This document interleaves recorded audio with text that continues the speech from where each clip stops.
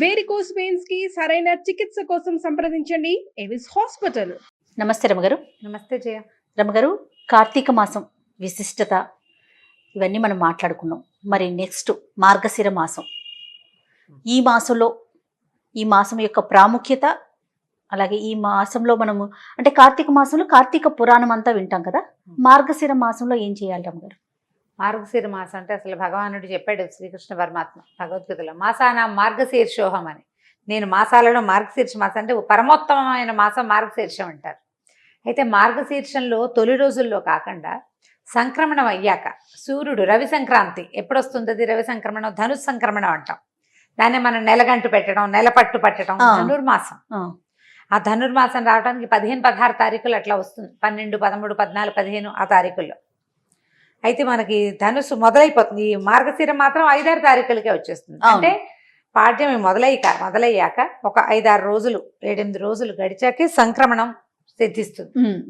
ఈ సంక్రమణం చెందాక చేసే వ్యవహారాలు వేరే ఉంటాయి. ధను సంక్రమణం అయ్యాక ఆ రోజు నుంచి చుక్కలు పెట్టి ముగ్గులు వేయటం మానేస్తారు. మొదట రథం ముగ్గు వేయడానికి వీలుగా గీట్ల ముగ్గులు వేయటం మొదలు పెడతారు. అవును. ముగ్గులు వేయటం, గొబ్బిళ్ళు పెట్టడం, తర్వాత ధనుర్మాస వ్రతారంభం చేస్తాం. తిరుప్పావై చదువుకుంటాం. అందరిళ్లలో చదవరు, కొన్ని కుటుంబాలు ఖచ్చితంగా చదువుతాయి. కొన్ని దేవాలయాలు, విష్ణువాలయాల్లో ప్రత్యేకంగా ధనుర్మాసం చేస్తారు. తిరుప్పావై పఠనము, ధనుర్మాస వ్రత కథలు, వ్రతారంభము అది మొదలు పెడతారు. అయితే నెలగంటు పెట్టాక చాలా శుభకార్యాలు అవి చేరు, పెళ్లి ముహూర్తాలు ఉండవు. ఈ సంక్రమణం నుంచి మకర సంక్రమణం వరకు ఈ నెల రోజులు విష్ణు పూజ. విష్ణువాలయాల్లో ప్రత్యేకంగా ఆండాళ్ళ తల్లి ఎట్లా విష్ణువుని సేవించిందో ఆ సేవాకాలపు విధానంతో చేస్తారు. తిరుమలలో కూడా ప్రతిరోజు ఉండే ఇది కాకుండా, సుప్రభాతం కాకుండా ఈ నెల రోజులు తిరుప్పావై పఠనం చేస్తారు. మామూలుగా తిరుమలలో రోజు భోగ శ్రీనివాస స్వామిని శయనం చేయిస్తారు. ఈ నెల రోజులు కృష్ణుడిని శయనం చేయిస్తారు. అట్లా తిరుప్పావై చాలా ప్రత్యేకమైనది. ఈ ధనుర్మాసం చాలా ప్రత్యేకమైనది. అయితే మనకు మార్గశిర మాసంలో మామూలుగా మనం శ్రావణ శుక్రవారాలు చేసుకున్నట్టుగా మార్గశిర గురువారాలు చాలా విశేషమైనవి. మామూలుగా గురువారాన్ని మనమంతా గురువారం అంటాం. లక్ష్మీవారం అనే వాళ్ళు కూడా ఉంటారు. గురువారము లక్ష్మీప్రదము అని ఒక నమ్మకం. గురువారం లక్ష్మీవారం కాబట్టి ఆ రోజు మంగళసూత్రాల్లో మార్చుకోరు, ఆ రోజు డబ్బులు ఇవ్వరు, ఆ రోజు తలంటు పోసుకోరు. ఆ విధానాలు కొన్ని ఊళ్ళల్లో ఉంటాయి. మన కొంచెం వైజాగ్ ఆ వైపు అంతా గురువారం పట్టింపు చాలా ఎక్కువ. మన శుక్రవారం ఎంత పట్టింపు, వాళ్ళ గురువారం పట్టింపు. గురువారం నాడు కూడా వాళ్ళు అవి మార్చరు, చెయ్యరు కొన్ని పనులు.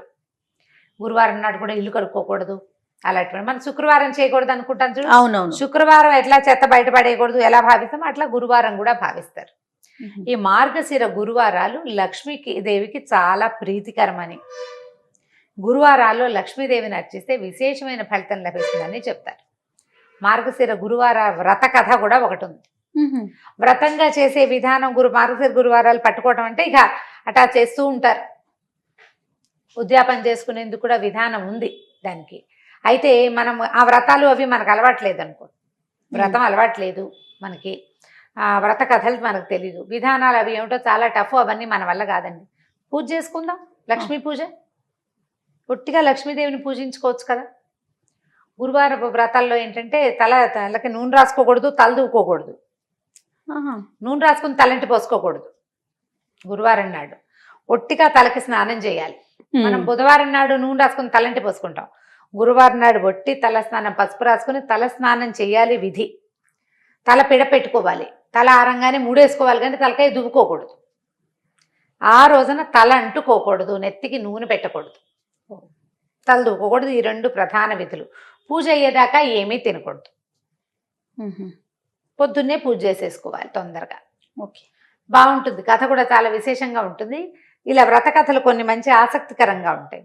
ఈ వ్రత కథగా చెయ్యక్కర్లేదు, వ్రతంలో ఉన్న విధానంగా చెయ్యకపోయినా తప్పులేదు. మనం వ్రతం తీసుకుంటే పెట్టుకున్నామనుకో, ఆ కథ చెప్పుకుని అక్షంతలు వేసుకుని ఇన్ని సంవత్సరాలు మార్గశిర గురువారాలు చేస్తాను అని చెప్పుకోగలిగి ఆ ఇళ్లల్లో పద్ధతి ఉంటే పాటించటం. ఇంట్లో పద్ధతి లేని వాళ్ళు కొత్తగా మొదలు పెట్టద్దు. వ్రతం వద్దు, పూజే చేసుకుందాం మనం. లక్ష్మీదేవికి ఏమి ఇష్టం, ఆమెను పూజించాకే భోజనం చేయాలి. ఎవరికైనా ఏదైనా దానం ఇవ్వాలి. లక్ష్మీ పూజ ముఖ్యము. ఇది చేయటం ఈ 5 వారాలు 4 వారాలు వస్తే మొదటి వారము ఒక రకం, రెండో వారం ఒక రకం, అట్లా నైవేద్యాలు కూడా విశేషంగానే ఉంటాయి. నైవేద్యము చిత్రంగానే ఉంటాయి కథ ప్రకారం. మనం అవేం పెట్టం. లక్ష్మీదేవికి పాయసం ఇష్టం. పాయసంలో ఇంత శనగపప్పు వేసి వండండి. పరమాన్నం వండుకోవటం గురువారం పరమాన్నం వండుకుని నైవేద్యం పెట్టుకోండి. మామూలు లక్ష్మీ పూజ చేసుకుంటామా మనం ఎలా చేస్తాము? శ్రీ సూక్త విధానంతో చేసే అలవాటు కొంతమంది ఇంట్లో ఉంటుంది. శ్రీ సూక్తం రాదు మనకి. చిన్న పుస్తకాలు లక్ష్మీదేవి నిత్య పూజా విధానము అని దొరుకుతుంది మనకి. లేదా శుక్రవారం నిత్య గౌరీ పూజ, శుక్రవారం లక్ష్మీ పూజ అన్ని కలిపి 5 రూపాయల పుస్తకం జయంతి ఉంటుంది. సన్నది ఒక 18-10 పేజీలు ఉంటాయి. ఓ పుస్తకం ఈసారి కొనుక్కు తెచ్చుకోండి. చిన్న చిన్న శ్లోకాలు, టఫ్గా ఉండవు. ఒకదాని తర్వాత ఏం చెయ్యాలో చెప్తాయి. ఆ పూజా విధానం ప్రకారం పూజ చేసుకోండి. కూర్చుని ఇల్లు శుభ్రంగా చేసుకోండి. పొద్దున్నే ఇల్లు ఉడిచి తడిబట్టి పెట్టేసుకోవటం, బాకెట్లో ముగ్గేసుకోవటం, పెందరాళ్ళే చెక్కమని ఒంటి మీద నెట్టి మీద నీళ్ళు పోసుకోవటం, పూజ చేసుకోవటం. బ్రేక్ఫాస్ట్ ఎత్తేసి లంచ్ చేయండి పోనీ, లేదా బ్రంచ్ లాగా చేసుకోండి. వంట చేసుకుని అక్కడ పెట్టుకుని పూజ చేసుకుని తర్వాత భోజనం చేయండి. ఈ ఒక్క నియమం పాటించండి చాలు. తినకుండా పూజించుకోవాలి ఈ ఒక్క రోజు. ఓపిక లేదు మీకు, ఊరుకోండి. దండం పెట్టి లక్ష్మీ అష్టోత్తరం చదువుకోండి. వాళ్ళ మార్గశిర గురువారం చాలా మంచి రోజు అయితే సరిపోతుంది. సాయంకాల పూజ లేదు, ఇది పగటి పూజ పొద్దున్నే. సాయంత్రం లక్ష్మీ పూజ మనం ఎప్పుడు చేస్తాము? దీపావళి అప్పుడు చేసుకుంటాం. అవును. ఈ గురువారం లక్ష్మీ పూజ మాత్రం పొద్దున్నే చేసుకోవాలి. ఉదయకాలమే పూజ చేసుకోవటం, ఓ నమస్కారం చేసుకోవటం, పాయసం నివేదన చేసుకోవటం, కానిచ్చుకోవటం. ఇంకా తర్వాత ఇంకా వ్యవహారం ఏం లేదు. దీనికి ఏకభుక్తము భూషయనము లాంటి నియమాలు ఏం లేవు. పూజ మాత్రం ఇంపార్టెంట్. ఓకే. వ్రత కథ ఏమైనా చెప్తారా? చెప్తాం కదా. పూర్వం ఒక బ్రాహ్మణ కుటుంబం ఉండేది. సుశీల అని ఒక పిల్ల ఉంది వాళ్ళకి. అయితే సుశీల కాస్త 4-5 ఏళ్ళు వచ్చాక తల్లి మరణించిందట. తండ్రి ద్వితీయ వివాహం చేసుకున్నాడు. పెద్దగా అంత ఆపేక్షగా చూసేది కాదు ఆవిడ. పర్వాలా ఏదో ఒక మాదిరిగా చూసేది. ఆవిడకి వరుసగా పిల్లలు పుట్టారు. పిల్లల్ని ఎత్తుకుని ఆడించడానికి చిన్న పిల్లకి సుశీలకు అప్పచెప్పేది. ఎత్తుకుని ఆడించడానికి ఎత్తుకోవాలిగా, చేతిలో బెల్లం ముక్క పెట్టేది. బెల్లం ముక్క కాస్త నోట్లో వేసుకునేది, పిల్లలు పెట్టేది, ఏదో చేసేది. అయితే ఆవిడ మార్గశిర శుక్రవారాలు చుట్టుపక్కల నువ్వు నోచుకుంటుంటే ఈ అమ్మాయి ఏం చేసిందిట, తను కూడా మట్టితోటి చిన్న లక్ష్మీదేవి బొమ్మను చేసుకుని జిల్లేడు పువ్వులు పెట్టి పూజ చేసి, ఏదో ఒక పువ్వులు పెట్టి పూజ చేయాలి కదా, తనకి పెట్టిన బెల్లం ముక్కని నివేదన పెట్టేది, చేసుకునేది పూజ. కొంతకాలానికి పిల్లకి వివాహం అయింది. పెద్ద పిల్లకి పెళ్లి చేసేశారు. ఈ పిల్ల ఏం చేసిందట, తను పూజ చేసిన చిన్న లక్ష్మీదేవి మట్టి బొమ్మ ఉంది కదా, ఆ బొమ్మను కూడా పుచ్చుకెళ్ళిపోయింది కాపురాన్ని. సుశీల తీసుకెళ్ళిపోయాక పుట్టింట్లో ఉన్న సంపద అంతా పోయింది. వాళ్ళు చాలా దరిద్రులు, దౌర్భాగ్యులు అయిపోయారు. ఏమీ లేదు. ఎంతో బాధపడేవాళ్ళు. ఎందుకు మన పరిస్థితి ఇట్లా అయిందని చాలా చింతించేవాళ్ళు తల్లి తండ్రి కూడా. సరే అక్కడ అత్తారింటికి వెళ్ళింది. చక్కగా అక్కడ ఘనంగా మార్గశిర గురువారాలు పూజ చేసుకోవడం వచ్చింది. అక్కడ వాళ్ళు డబ్బులు ఉన్న చోట ఇచ్చారు. ఈ అమ్మాయి వెళ్ళాక వాళ్ళకి విపరీతంగా సంపద వృద్ధి అయిపోయింది. పొలం పుట్ర, గొడ్డు గోద, ఇల్లు వాకిలి, అబ్బో ఎన్నో ధనధాన్య సమృద్ధిగా ఉన్నారు. చక్కగా పూజ చేసుకునేది. ఇంకా సంపద ఇతోధికంగా వృద్ధి అవుతూ ఉంది. అయితే ఏమైందట, తల్లి తమ్ముడిని ఇచ్చి పంపించింది. మన పరిస్థితి ఏం బాగుండలేదు, అక్కయ్యని ఏదైనా సహాయం చేయమని. ఈవిడేం చేసింది, చూసి అయ్యో పాపం మన నాన్న పరిస్థితి బాగుండలేదని ఒక కర్రని, పొడుగ్గాటి కర్రని తొలిపించి అందులో వాసాన్ని తొలిచేసి అది నిండా బంగారు వరహాలు పోసి తమ్ముడు చేతిలో పెట్టింది. తీసుకెళ్ళి నాన్నకి ఇవ్వరా అని. వీడేం చేశాడు, ఎక్కడికో వెళ్తూ ఆ కర్రని ఎక్కడో పెట్టాడు, మర్చిపోయాడు. అక్క ఏమి ఇచ్చిందంటే కర్ర ఇచ్చింది, ఎక్కడో వదిలేశాను అన్నాడు. ఏం చేస్తారు, వాళ్ళ పరిస్థితి బాగుండలే. మళ్ళీ కొన్నాళ్ళకి మళ్ళా పంపించారు. కర్ర ఏం చేసావురంటే ఎక్కడో వదిలిపెట్టానక్క అన్నాడు. సరే ఈవిడేం చేసింది, చెప్పుల చేత కుట్టించింది నాన్న కోసం. చెప్పుల్లో లోపల వరహాలు పెట్టి కుట్టించింది. వీడు ఆ చెప్పుల చేత గుడ్డలో చుట్టి నాన్నకి చెప్పులు అని చెప్పిస్తే ఆ చెప్పుల చేత ఎక్కడో పెట్టి దేనికో చెరులోకి మంచినీళ్ళకి దిగాడు, ఎవరో పట్టుకుపోయారు. అయ్యో. మళ్ళీ 3ఓసారి వచ్చాడు.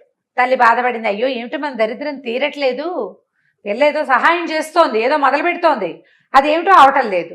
అందుకని 3ఓసారి పంపిస్తే ఆవిడేం చేసింది, గుమ్మడికాయని పైన డిప్ప తొలిచి దాని నిండా వరహాలు పోసి గుమ్మడికాయని మూత పెట్టేసి ఇచ్చింది. ఇంటికి పట్టుకెళ్ళి అమ్మ చేతికి ఇవ్వు, నేను ఇచ్చానని చెప్పాను. ఆ గుమ్మడికాయని చెరువు గట్టు మీద పెట్టి సంధ్యావందనాన్ని దిగట్టు తమ్ముడు. ఎవరో గుమ్మడి పండు బాగుందని పట్టుకుపోయారు.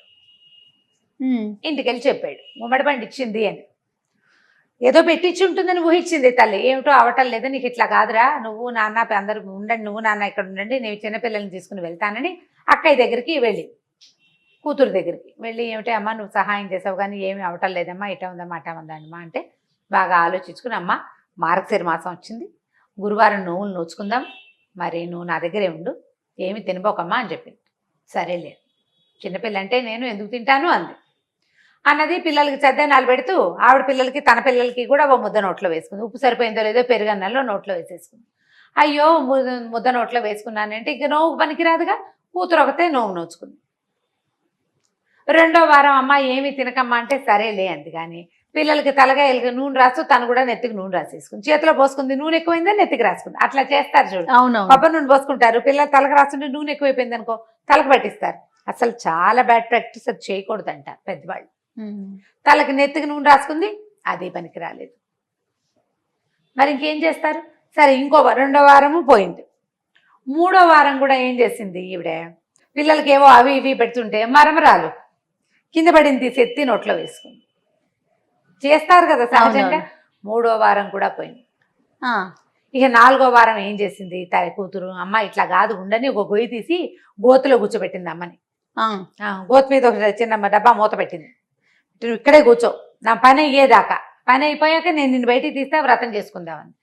పిల్లలు ఏం చేశారు, అరటిపళ్ళు తిని తొక్కలు పడేశారు, దాని మీద పడేశారు కదా, తొక్క ఒకటి గోతులోకి పడింది. ఈవిడేం చేసింది, అరటిపండుని అట్లా ఇట్లా చేసి అలా అరటిపండు లోపల ఒక గుజ్జుగా ఉంటుంది కదా, తెల్లగా పండుగ, ఆ తెల్లదాన్ని తీసి నోట్లో వేసుకుంది. ఇంత తోచక పోయింది. నాలుగో వారం కూడా తల్లి కూతురు అనుకుంది, ఏమిటి ఏం చేసినా వీళ్ళ ఇది కావట్లేదని ఏం చేసింది. ఐదో వారం నువ్వు నా వెనకాలే తిరిగని తల్లి చేతికి కొంగు, తన కొంగు కట్టుకుని తను ఎటు తిరిగితే అటు తల్లిని తన వెనకాలే తిప్పుకుని ఏమీ పని చేయనివ్వకుండా, ఏమీ చేయనివ్వకుండా చేసి మొత్తానికి పూజ మాత్రం పూర్తి చేసింది. ఐదో వారం పూజ చేసింది. వాయనం ఇవ్వడానికి లక్ష్మీదేవిని పిలిచింది. అదే అమ్మవారు వచ్చి కూర్చుంటుంది వాళ్ళ ఇంట్లో, ప్రతిమ ఉంది కదా, మట్టి ప్రతిమ. ఆవిడ నేను పుచ్చుకోనని పక్కకు తొలగి వెళ్ళిపోతే ఏడ్చింత సుశీల. ఇంత కష్టపడ్డాను, మా అమ్మ నా పుట్టిల్లు వైభవంగా ఉండాలని, ఎందుకమ్మా నువ్వు ఎందుకు వాయనం తీసుకో అంటే, చిన్నప్పుడు నువ్వు నోచుకుంటుండగా మీ అమ్మ నిన్ను చీపురుతో కొట్టింది ఈ సవితల్లి.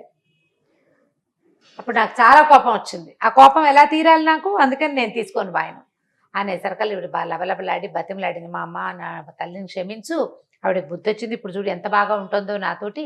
వాళ్ళ తెలీదు, మాత్సర్యం ఉంటుంది మనుషుల్లో, తెలియక చేసిన పని కదా, ఈ మత్సరం రేపు నాటికి నన్ను ఇబ్బంది పెడుతుంది అనే ఇంగితం లేక ప్రవర్తించింది, మా అమ్మని క్షమించు, నువ్వు నాకు సహాయం చేయి, నా పుట్టిల్లు కూడా బాగుపడేలాగా చేయవా అని బతిమలాడితే, సరే మళ్ళీ నువ్వు నోయించమని.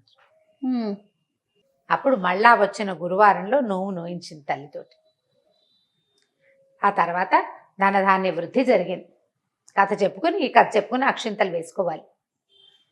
ఆ రోజు పూజ అయ్యేదాకా తల దువ్వకూడదు, నూనె రాసుకోకూడదు, ఆ నియమాన్ని పెట్టుకోవాలి. ఏమీ తినకూడదు. ఎవరికైనా ఈ కథ చెప్పాలి.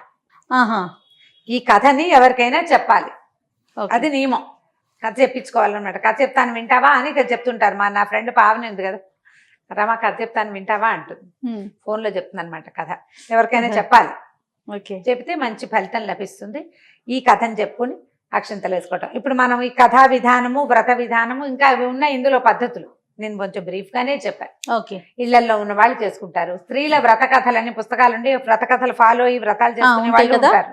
ఆ కథలు ఫాలో అయ్యే వాళ్ళు అవుతారు. మీ ఇంట్లో లేకపోతే దీన్ని మొదలు పెట్టుకోవద్దు, వద్దు. పూజ చేసుకోండి లక్ష్మికి, అంతే. మార్గశీర్ష మాసం భగవంతుడితోటి సమానమైన మాసం. ఈ మాసంలో సూర్య సంక్రమణం అయిన తర్వాత, ధను సంక్రమణం తర్వాత చేసే పూజా విధానాలు ఒక ఎత్తు అయితే, ఇందులో వచ్చే 4 లేదా 5 గురువారాలు పూజిస్తే విశేషమైన ఫలితం లభిస్తుంది. లక్ష్మీ ప్రసన్నంగా ఉంటుంది. అమ్మవారు నిత్యానపాయిని, స్వామిని వదిలిపెట్టదు. విష్ణు పూజ చేసే నెల ఇది. ఇలాంటప్పుడు లక్ష్మిని కూడా పూజిస్తే మనకి ఫలితం బాగుంటుంది. కాబట్టి ఈ 4 వారాలు 5 వారాలు, ఈసారి ఎన్ని గురువారాలు వచ్చినాయో అన్ని గురువారాలు నియమంగా లక్ష్మీ పూజ చేసుకోండి. లక్ష్మీప్రదమైన పువ్వులు కానీ, పళ్ళు కానీ, తర్వాత పసుపు కుంకుమలు ఎవరికైనా ఇవ్వండి, మంచి ఫలితం లభిస్తుంది తప్పకుండా. నమస్తే.